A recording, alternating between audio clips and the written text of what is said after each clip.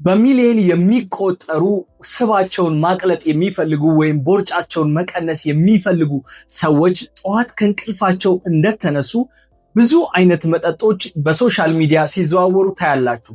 ስብ ማቅለጫ እየተባሉ ሎሚ በውሃ ሊሆን ይችላል፣ ዝንጅብል በውሃ ሊሆን ይችላል፣ አፕል ሳይደር ቬኔጋር ብለው የሚጠጡት ሊሆን ይችላሉ። አንዳንዱም ደግሞ ቡናን ብለው ሊጠቅሱ ይችላሉ። ነገር ግን በጣም ወሳኝ የሆነው ጥያቄ የምርም ሳይንሳዊ የሆነ ስብን በደንብ አድርጎ ሊያቀልጥ የሚችል ወይም ውፍረትን ሊቀንስ የሚችል ጠዋት በባዶ ሆድ የሚጠጣ መጠጥ አለ ወይ የሚለውን ዛሬ በዚህ ቪዲዮ ይሄ አለ ወይስ የለም የሚለውን እንደዚሁም ደግሞ ጠዋት እንደተነሳችሁ ውፍረታችሁን ለመቀነስ ሊያግዛችሁ የሚችል መጠጥ ምን ሊሆን ይችላል የሚለውን በዚህ ቪዲዮ ነግራችኋለሁ። እስከ መጨረሻው አብራችሁኝ ቆዩ። የዚህን እውነታ ታውቃላችሁ። ዶክተር ታሪኩ ሁሴን እባላለሁ። ጠቅላላ ሐኪምና የህብረተሰብ ጤና ባለሙያ ነኝ። ቪዲዮውን ከመጀመራችሁ በፊት ቻናሉን ሰብስክራይብ ማድረግ እንዳይረሳ። ሁልጊዜ ጠዋት የምለቅላችሁ ቪዲዮ እንዲደርሳችሁ እንደዚሁም ላይክ እና ኮሜንት አስተያየት ካላችሁ እንደዚሁም ጥያቄ ካላችሁ ማንኛውም ስነ ምግብን የተገናኘ ስኳር፣ ግፊት፣ ኮሌስትሮል፣ የጉበት ስብ እንደዚሁም ውፍረት መቀነስ ሊሆን ይችላል መጨመር ጋር ኮሜንት ሴክሽን ላይ አስቀምጡልኝ፣ እሰራላችኋለሁ።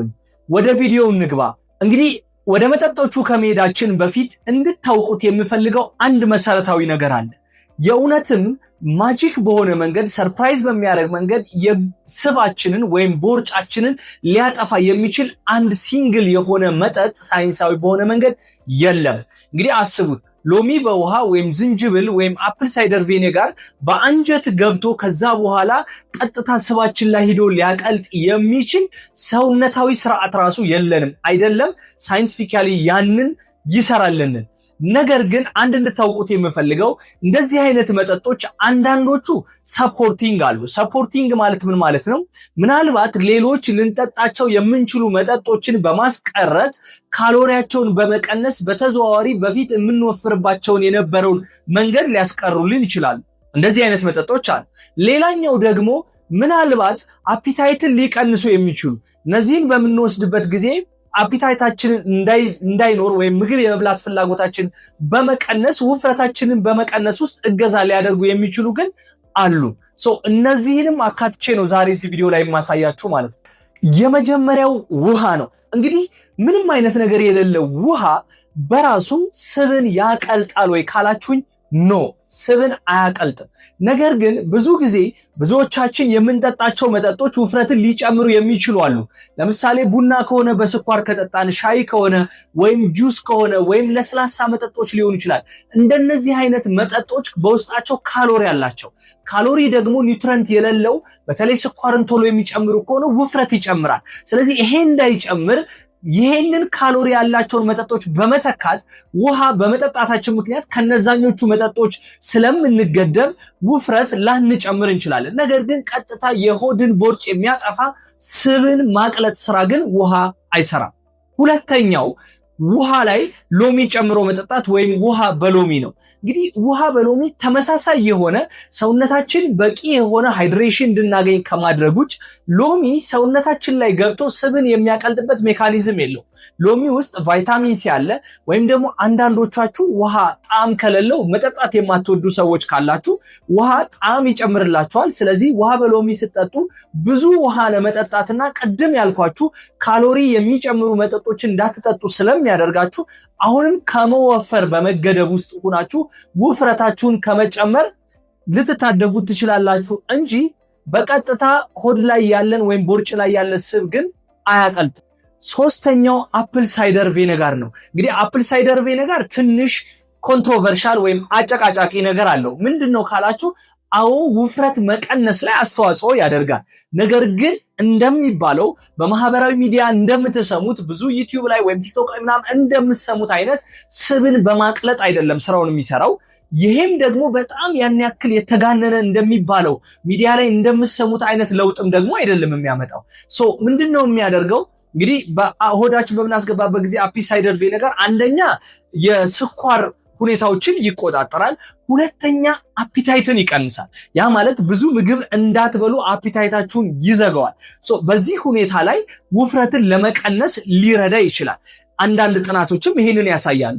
ነገር ግን አፕል ሳይደር ቪኔጋር ብቻውን በባዶ ሆድ በጣም ብዙዎችና ጥናቱም ደግሞ የሚያሳየው ሲወሰድ ጨጓራን የማቃጠል ጉሮሮን ላይ ችግር የማምጣትና የጥርስን የላይኛው ከቨር የሆነውን ወይም ደግሞ ኢናሜልን የመጉዳት ባህሪ ያለው ጥርሳችሁን ጉሮሮአችሁን እንደገና ደግሞ ጨጓራችሁን የሚጎዳው ደግሞ ይሄን ያክል ስብን የሚያቀልጥ ነገር ካልሆነ ጥቅሙ ብዙም አይታየኝም እንደግል።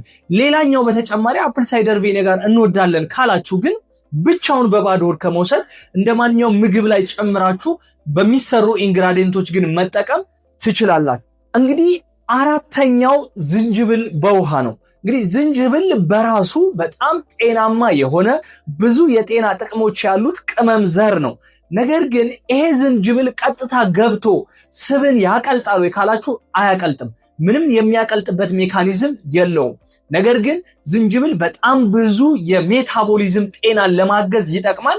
ስለዚህ ውፍረት መቀነስ ላይ ያላችሁ ሰዎች ዝንጅብልን በሻይም ይሁን በተለያየ አይነት መንገድ መጠቀም ግን ውፍረታችሁን በመቀነስ ውስጥ ሜታቦሊዝም ላይ ሪሴት ስለሚያደርግ ወይም የሜታቦሊዝም ጤና ላይ ስለሚሰራ ሊያግዛችሁ ይችላል። ቀጥታ ገብቶ ግን ስብ ያቀልጣል ማለት አይደለም። የመጨረሻውና አምስተኛው ቡና ነው። እንግዲህ ቡና በጣም ብዙ ሰዎች ጥቅሙን አጋነው ማርኬቲንግ ላይ እንሰማለን።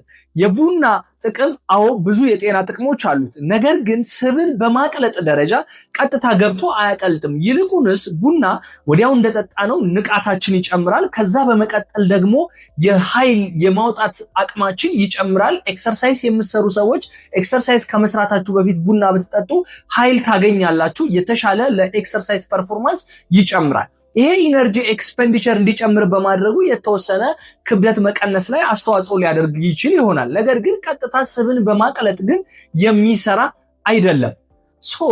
ይሄንን ካለን ታዲያ ምን እንጠጣ ካላችሁኝ ምናልባት እንግዲህ ቀጥታ ስብን ሊያቀልጥ የሚችል መጠጥ የለም። በዚህ እንስማማ። ዓለማችን ላይ ሳይንቲፊክሊ ስብን የቦርጭን ሂዶ የሚያቀልጥ መጠጥ የሚባለው ነገር የለም። ሶሻል ሚዲያ ላይ የሚሰሟቸው ፌክ ናቸው፣ ሳይንሳዊም አይደሉም። ነገር ግን ለውጥ ማምጣት የምትፈልጉ ከሆነ የምር ውፍረት ማምጣት የምትፈልጉ ከሆነ እና ደግሞ ዘላቂ እንዲሆን የምትፈልጉ ከሆነ አማራጭ ማድረግ ያለባችሁ አቋራጭን አይደለም።